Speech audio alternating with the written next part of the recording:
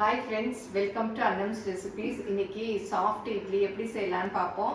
நான் முன்னாடியே போட்டிருக்கேன். இப்போ புதுசாக வந்த நம்மளுடைய சப்ஸ்கிரைபர்களுக்காக நிறைய பேர் கேட்டிருந்தாங்க. இப்போ சாஃப்ட் இட்லி எப்படி செய்யலான்னு பார்ப்போம். 6 டம்ளர் அரிசி எடுக்கிறேன். பாருங்கள், ரேஷன் அரிசி இந்த மாதிரி தான் இருக்குது. மஞ்சள் கலராக நமக்கு பாலிஷ் பண்ணாத அரிசி மாதிரி தான் இருக்குது.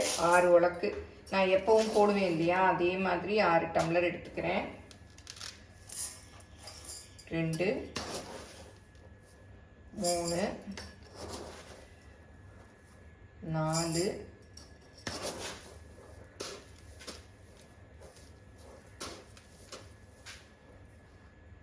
5 6. இதே மாதிரி தான் 6 உலக்கு நீங்கள் IR20 போடுறதா இருந்தாலும் போடலாம், குண்டு சம்பா இட்லி அரிசி போடுறதா இருந்தாலும் போடலாம். எந்த அரிசினாலும் இதே அளவு ரேஷியோ தான். எங்களுக்கு ரேஷன் அரிசி கிடையாது. இப்போ ஒருத்தங்க கொடுத்தாங்க, கிடச்சிது. இதுக்காகவே நான் சொல்லி கேட்டு வாங்கினேன். அவங்க கொடுத்தாங்க. இப்போ அதில் தான் நம்ம இட்லி செய்ய போகிறோம். அப்புறம் நம்ம தோசை, ஆப்பம் எல்லாமே ஒன்று ஒன்றா செஞ்சு பார்க்கலாம். இதுக்கு நான் எப்பவும் போடுற மாதிரி 6க்கு 1 பாருங்க. இது 6 போட்டிருக்கேன், இது 1 போட்டிருக்கேன். இதை நல்லா களைஞ்சு ஒரு 4-5 தடவை களைஞ்சிக்கணும். இப்போ அரிசி நல்லா களைஞ்சிக்கலாம்.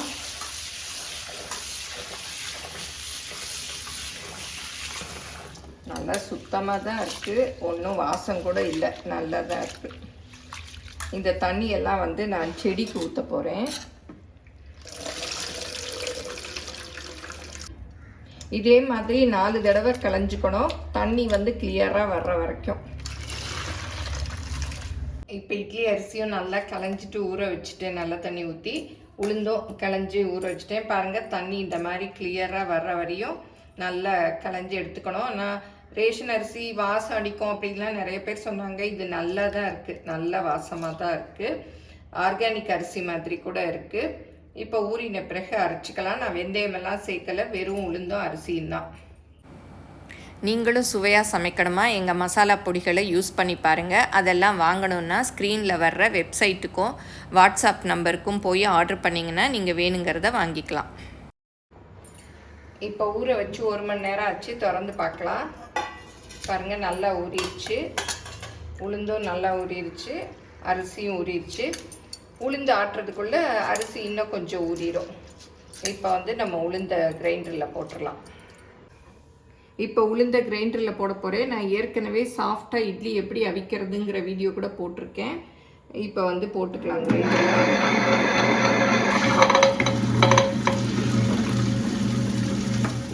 உளுந்தில் இந்த தண்ணியை மொத்தமாக ஊற்றிடக்கூடாது, கொஞ்சம் கொஞ்சமாக தெளித்து ஊற்றணும். அதுதான் முக்கியம். அதுக்கு தான் கிரைண்டர் ஆஃப் பண்ணிட்டு சொன்னேன். இந்த மாதிரி தொளிச்சுக்கணும். எப்படி ஸ்டேஜில் அல்லணுங்கிறத பார்ப்போம்.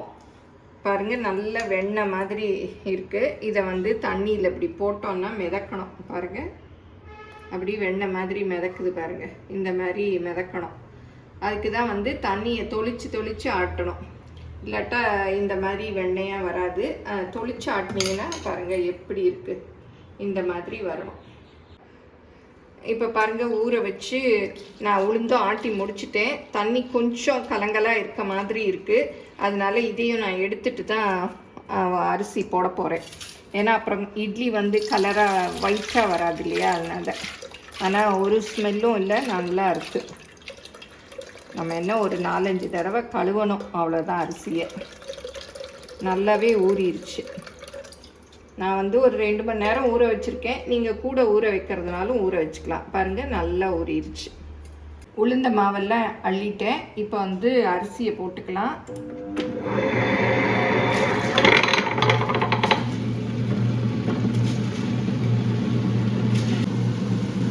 இப்போ இந்த இட்லி மாவுக்கு தேவையான உப்பு போட்டுடலாம். எல்லோரும் ஆட்டி கரைக்கிறச்ச உப்பு போட்டு கரைப்பாங்க. அது ரொம்ப கஷ்டமாக இருக்கும். சில சமயம் கல் உப்பு போட்டோன்னா கரை கூட படாது, கையும் வலிக்கும். நான் எப்போவுமே அரிசி ஆட்டுறச்சே தான் உப்பு போட்டுருவேன். அது நல்லா மிக்ஸ் ஆயிரும், நல்லா நமக்கு ஈஸியாக இருக்கும். இப்போ அரிசி ஆட்டுப்பட்டுருச்சு. கரெக்டாக அரை மணி நேரம்தான். பாருங்கள், இந்த மாதிரி கொஞ்சம் நைஸ் ரவை பதமாக இருக்கணும். ரொம்ப ரவையாக இருக்கக்கூடாது, ரொம்ப நைஸாகவும் இருக்கக்கூடாது. பாருங்கள், இந்த மாதிரி இருக்கணும். இப்போ உளுந்தோடு சேர்த்து கரைச்சி வச்சிடலாம். இட்லி அரிசியும் ஆட்டியாச்சு, உளுந்தும் ஆட்டியாச்சு. பாருங்கள், நான் அந்த கிரைண்டர் ட்ரம்மிலே தான் கரைக்க போகிறேன். நல்லா தண்ணி கொஞ்சம் பக்கத்தில் எடுத்து வச்சுக்கோங்க. வேணுங்கிற அளவுக்கு பார்த்து ஊற்றிக்கலாம். இப்போ உளுந்த மாவு இதில் போட்டுக்கலாம். பாருங்கள், எவ்வளோ வெண்ணெய் மாதிரி இருக்குது. இந்த மாதிரி இருந்தால் இட்லி வந்து சாஃப்டாக வரும். எதுவுமே நம்ம வேறு எதுவும் சேர்க்க வேணாம். நிறைய பேர் கேட்பீங்க, வெந்தயம் சேர்க்க மாட்டிங்களா அப்படின்னு சொல்லிட்டு. நான் எப்போவும் இட்லிக்கு வந்து வெந்தயம் சேர்க்கறதில்ல. தோசைக்கு வேணால் சேர்ப்பேன். ஏன்னா வெந்தயம் போட்டோன்னா சீக்கிரம் வந்து ஃப்ரிட்ஜில் எல்லாம் வச்சோன்னா ரொம்ப புளிச்ச மாதிரி ஆகிடும். அதனால நான் தோசைக்கு மாத்திரம்தான், அப்பப்போ செய்கிறதுக்கு மாத்திரம் வெந்தயம் சேர்த்துக்குவேன். பாருங்கள், இது ரொம்ப திக்காக இருக்குது. கொஞ்சம் தண்ணி ஊற்றிக்கலாம். நீங்கள் உப்பு போட்டு கரைக்கிறதா இருந்தால் இந்த ஸ்டேஜில் தான் உப்பு போட்டு கரைக்கணும். அது ரொம்ப நேரம் கரைக்கணும். அதனால நான் எப்போவுமே அரிசியிலே போட்டு உப்பு ஆட்டிடுவேன். பாருங்கள், நல்லா மிக்ஸ் பண்ணிக்கோங்க. நல்லா இந்த மாதிரி கூட பண்ணலாம். அடியில் தான் அரிசி மாவெல்லாம் இருக்கும். அதனால அப்படி அடியில் கையை விட்டு கரைக்கணும். அப்போ தான் நல்லா மிக்ஸ் ஆகும். நான் கரைச்சிட்டு காமிக்கிறேன். பாருங்கள், நல்லா மிக்ஸ் பண்ணியாச்சு. இந்த மாதிரியும் ரொட்டேஷன்லேயும் பண்ணிங்கனாலும் நல்லா மிக்ஸ் ஆகிடும். அரிசியும் உளுந்தும் நல்லா ஒன்று சேரணும். அதுதான். பாருங்க, இந்த மாதிரி பண்ணிவிடுங்க. பாருங்கள், இந்த அளவு இருக்கணும் கன்சிஸ்டன்சி. ரொம்ப திக்காகவும் இருக்கக்கூடாது, ரொம்ப தண்ணியாகவும் இருக்கக்கூடாது. இந்த மாதிரி இருக்கணும். இப்போ 2 பாத்திரம் எடுத்து வச்சுருக்கேன். இதில் ஊற்றிக்கலாம். பாதி அளவு ஊற்றணும். ஃபுல்லு ஊற்றுனீங்கன்னா பொங்கணும் இல்லையா? அதனால பாதி அளவு ஊற்றிக்கங்க.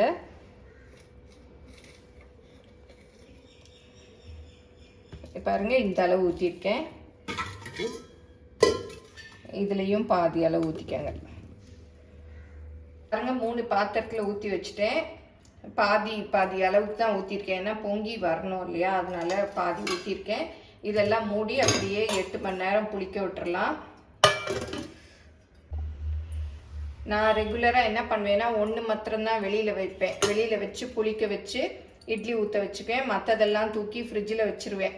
அப்புறம் தினமே ஆட்டின மாதிரி சாயந்தரம் எடுத்து வச்சு மாவை புளிக்க வச்சு இட்லி ஊற்றுவேன். அது நல்லா ஃப்ரெஷ்ஷாக டெய்லியுமே ஃப்ரெஷ் இட்லியாக இருக்கும். அந்த மாதிரி பண்ணுவேன். நீங்கள் எப்படி வேணாலும் பண்ணலாம். ஃபுல்லையும் புளிக்க வச்சுட்டு அப்புறம் தூக்கி உள்ளே வச்சு கூட டெய்லி ஊற்றிக்கலாம். ஆனால் அது சில சமயம் வந்து ஃபஸ்ட்டு தடவை தான் நல்லா வரும். அப்புறம்லாம் கல் மாதிரி இருக்கும் இட்லி. அப்புறம் தோசையாக ஊற்றுற மாதிரி இருக்கும். அதனால தான் நான் வந்து இந்த மாதிரி வைப்பேன். அப்படியே ஒரு ஓரமாக கிச்சன் மேடையில் வச்சிடலாம். 8 மணி நேரம் கழித்து எப்படி புளிச்சிருக்குன்னு பார்க்கலாம். இப்போ காலையில் இட்லி மாவு அரைச்சேன். 9:30 மணிக்கு கரைச்சி வச்சேன். இப்போ எப்படி இருக்குன்னு பார்க்கலாம். பாருங்கள், சூப்பராக பொங்கியிருக்கு. நல்லா மூடி மேலே ஒட்டிடுச்சு. நான் பாதி தான் வச்சுருந்தேன். மேலே வரையும் பொங்கியிருக்கு. பாருங்கள், இன்னும் கொஞ்சம் நேரம் விட்டால் வெளியில் வந்துடும். இப்போ பாருங்கள், மாவு எவ்வளோ சூப்பராக பொங்கியிருக்கு. அப்படியே நம்ம ரேஷன் அரிசின்னு சொல்லவே முடியாது. நல்ல கலரும் பாருங்கள் ஒயிட்டாக இருக்குது. சூப்பராக பொங்கி வந்திருக்கு. எனக்கே பெரிய ஷாக்கிங்காக இருந்தது. ஏன்னா எங்களுக்கு வந்து ரேஷனில் அரிசியே கிடையாது. நான் இது ரொம்ப நாளாக சொல்லி வச்சு வாங்கினேன். அதுவும் ஆட்டி இப்படி மாவை பார்க்கவும் எனக்கு அப்பா எவ்வளோ சந்தோஷமாக இருக்குது. ஃபஸ்ட் டைம் நானும் ட்ரை பண்ணுறேன். சூப்பராக இருக்குது. பாருங்கள், அப்படி வெண்ணெய் மாதிரி இருக்குது மாவு. நம்ம இட்லி அரிசி கடைகளில் கூட பார்த்து வாங்கிறது கூட இந்த அளவுக்கு இருக்காது. இப்போ இந்த மாவில் நம்ம இட்லி ஊற்றி பார்க்கலாம். இப்போ இட்லி வந்து இந்த 4 குழி இட்லி தட்டில் தான் ஊற்ற போகிறேன். நிறைய பேர் அவிக்கரிச்சே கேட்குறீங்க இந்த இட்லி சட்டி எங்கே கிடைக்குதுன்னு. இதெல்லாம் வந்து காரைக்குடி ஐட்டம்லேயே இந்த மாதிரி இட்லி தட்டில் ஓட்டை போட்டிருக்கோம். நம்ம வந்து துணி போட்டு தான் ஊற்ற முடியும். இந்த 4 குழி இட்லி சட்டி வந்து எங்கள் அண்ணம்ஸ் ரெசிபி ஷாப்பில் கிடைக்குது. 4 குழி, 5 குழி, 7 குழி, 12 குழி, அந்த மாதிரி 4 டைப்பில் இருக்குது. வேணுங்கிறவங்க டிஸ்கிரிப்ஷனில் லிங்க் கொடுக்குறேன், ஆர்டர் பண்ணி வாங்கிக்கலாம். எல்லாரும் வந்து எண்ணெய் தடவி ஊற்றுற மாதிரி தட்டு தான் கேட்குறீங்க, இது கொஞ்சம் கஷ்டங்கிறீங்க. அதை விட வந்து இதில் ஊற்றுற இட்லி தான் சூப்பராக இருக்கும். இந்த துணி கசக்கிறது ஒன்றும் பெரிய விஷயம் இல்லை. நம்ம இட்லி ஊற்றி முடிஞ்சதும் இந்த வெந்நீரில் இந்த துணியை போட்டோன்னா நல்லா ஊறிடும், இட்லி எல்லாமே வந்துடும். சும்மா கசக்கிட்டாலே அந்த இட்லி எல்லாம் போயிடும். துணி வந்து ரெடிமேடாகவும் கிடைக்குது. இல்லை நீங்கள் வீட்டில் வந்து காட்டன் துணி வச்சுருந்தீங்கன்னா உங்கள் இட்லி தட்டுக்கு கரெக்டாக வெட்டிக்கங்க. இது கொஞ்ச நேரம் ஆவி வந்ததும் இட்லி ஊற்றணும். இப்போ பாருங்கள், நல்லா ஸ்டீம் வந்துடுச்சு. இப்போ இந்த மாவை எடுத்து வைக்கலாம். சூப்பராக பொங்கியிருக்கு மாவு. ஒரு ஸ்மெல்லு கூட இல்லை, நல்லா இருக்கு.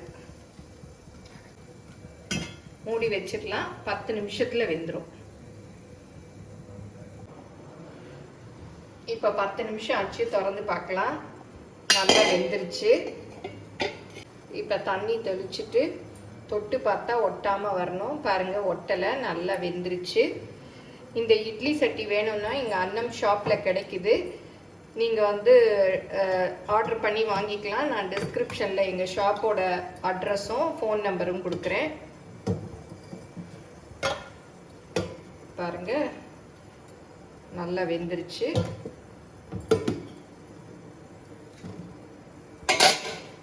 அப்படியே எடுத்துட்டு வந்துடும். பாருங்க பாருங்க, சூப்பராக இருக்கு. இட்லி சூடாக இருக்கு, அப்படியே நல்ல மல்லிகைப்பூ மாதிரி இருக்கு. நீங்களும் சுவையாக சமைக்கணுமா? எங்கள் மசாலா பொடிகளை யூஸ் பண்ணி பாருங்கள். அதெல்லாம் வாங்கணுன்னா ஸ்க்ரீனில் வர்ற வெப்சைட்டுக்கும் வாட்ஸ்அப் நம்பருக்கும் போய் ஆர்டர் பண்ணிங்கன்னா நீங்கள் வேணுங்கிறத வாங்கிக்கலாம். பாருங்கள், சூப்பராக பூவாக இட்லி ரெடி ஆயிடுச்சு. நான் இதே மாவை வச்சு நான் தோசையும் ஊற்றி காமிக்கிறேன். அதே மாவில் இப்போ தோசை ஊற்றி பார்க்கலாம்.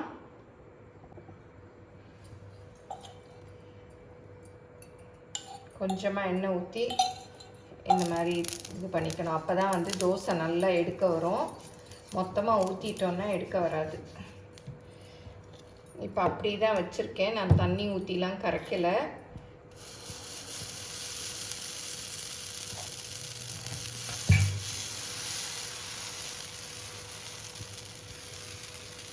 நல்லா ரோஸ்ட்டு தோசையாக வரும் போல் தோணுது.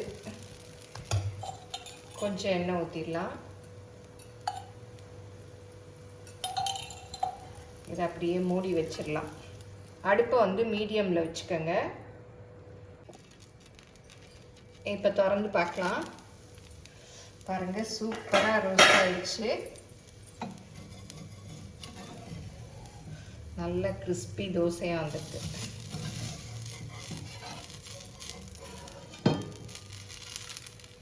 நல்ல கலரும் பாருங்கள் நல்லா இருக்கு. அதே மாவில் பாருங்கள், சூப்பராக மொறுமொறுன்னு தோசையும் ரெடி ஆயிடுச்சு. எல்லாத்தையும் ட்ரை பண்ணி பாருங்கள், எப்படி வந்ததுன்னு உங்கள் கமெண்ட்ஸை சொல்லுங்கள். இட்லிக்கு முருங்கைக்காய் சாம்பாரும் தேங்காய் துவையலும் வச்சு பரிமாறியிருக்கேன். நீங்கள் தேங்காய் சட்னி எது வேணுமோ உங்கள் சாய்ஸ்க்கு பண்ணிக்கலாம். எல்லாரும் இந்த அளவுகளோடு ட்ரை பண்ணி பாருங்கள், எப்படி வந்ததுன்னு கமெண்ட்ஸை சொல்லுங்கள். பிடிச்சிருந்தா லைக் பண்ணுங்கள். எங்கள் சேனலை மறக்காமல் சப்ஸ்கிரைப் பண்ணுங்கள். ஃபேஸ்புக், இன்ஸ்டாகிராமில் அன்னம்ஸ் ரெசிபீஸை ஃபாலோ பண்ணுங்கள். தேங்க்யூ.